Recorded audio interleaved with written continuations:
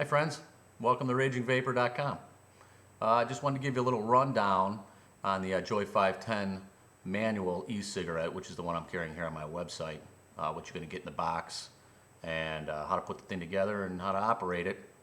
A couple tips to keep it rolling smooth for you. So first, why don't we get started with the what you get. And within the box, you're going to get 2 batteries, 2 atomizers, 5 cartridges, and a power supply. So aside from the power supply, that gives you 2 complete e-cigarettes. So the batteries are going to look like this. This is a manual style battery. It's got a switch on here. Once you activate that switch, it activates the battery. Next, within the box, you're going to have an atomizer. This is the ceramic pot or the heating coil. This is what, once affixed to the battery, heats up. Once the switch is made, this will heat up and vaporize your e-liquid. Okay, so why don't we take these 2 units and screw them together to begin with here and set this aside, and we'll continue on with the e-liquid. So that's what it looks like when the atomizer is affixed to the battery. Okay. Next, you have a set of cartridges you'll receive, and they basically look like this out of the box with a little cap on the top. All right, so you want to remove the cap, and inside there'll be some wicking material, a little polyfiber wadding, if you will. And that's what we want to remove to add the e-liquid. So you take your tweezers or something pointy, and just remove the wadding from the cartridge. And then you want to take your cartridge while it's empty with the wadding's removed, and drip about 3 to 4 drips in the bottom. And what this is going to do is just ensure that the bottom of the wadding material has liquid on it also, and not just the top. It's just an even saturation is what you're looking for. So then you reinsert the wadding into the cartridge. You add an additional 3 to 4 drops on top, and what you're looking for is kind of a slushy type appearance. You want the wadding to be saturated, but you don't want any pooling or puddling on top. So once that's done, you are almost there. You got your battery, an atomizer put together. Finally, with the e-liquid, you just do 1 drip on top of that atomizer. You kind of want to kick-starts it a little bit, and you want to keep that atomizer moist with liquid. That'll help the longevity of the atomizer. So then you just snap the cartridge onto the tip of the atomizer, and you're ready to go, right? So that's that part. Let's put it together. So now, as far as using this thing, I know when I first started using them, or your first attempt at using them, you're trying to drag on that thing like a cigarette and pull real hard. The technique with these things is more of a relaxed feel. It's a slow and steady, right? So you hit the button, it'll activate the atomizer, start vaporizing the liquid and producing your smoke. So you watch.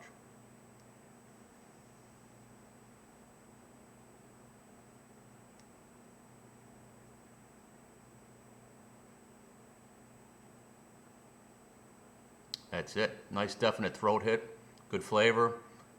You know you're doing it. It's not like, did I get anything on that or what have you? So, but the key to it is slow and steady. What happens is if you go too fast, the vapor production is just less. You don't visualize it, and it just doesn't give you the same effect. So slow and steady on that. Here, let me show you one more time.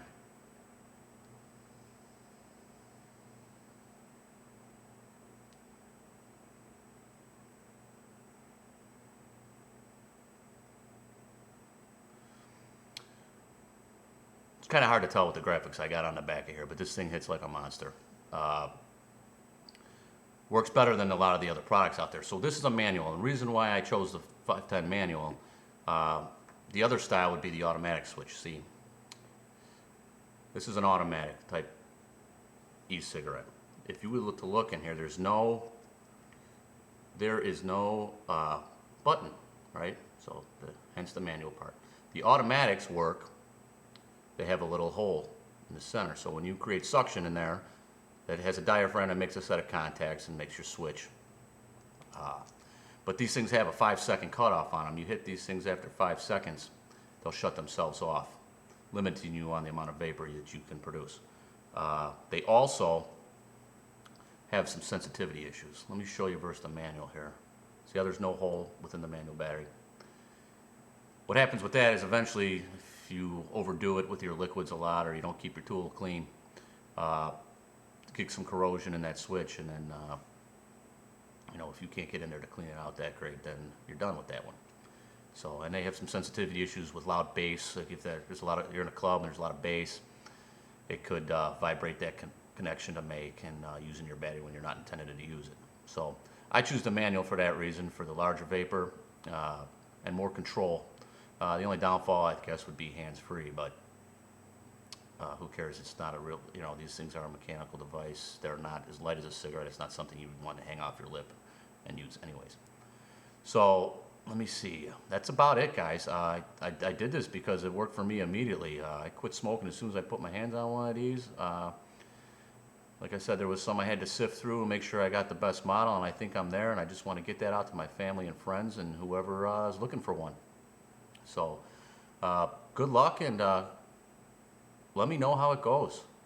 You can gain freedom from smoking with these things and bring yourself back into all your favorite establishments, Done it in a ton of places. Matter of fact, I can't remember being denied using it in bars or restaurants. Just be courteous. That's another tip for you, is be courteous when you're going to use these things, and just let people know what they are and, what you're about to do before you do it, or if they're, looking at you weird, just tell them what they are, let them gain interest. Either way. So that, and keep your tools clean. Keep the joye510 clean, as you take these things apart. The set of connection points on your threads here and within there, you don't want that to get too gunked up with liquid and stuff, and eventually you keep this thing connected and you'll get some corrosion in there. So I like to disassemble this thing if I'm not using it. Keep it in the case, or if I'm just going to be carrying it in my pocket, I break it in half, break it in part like that, because there is a joint here, and if you're bending if it's in your pockets and stuff, it's a good fit together. But if it's in your pocket and there's a pivot point there. So just take care of your tools, keep them clean, and hopefully they work for you for a good while. They don't last forever. I'm hoping you get like 3 months out of these things, but either way, you're saving a ton of money on those cigarettes, and without the nasty smell and the secondhand annoyances. So like I said before, good luck, and contact me if you have any questions. My email address is on the front page of my website, and good luck.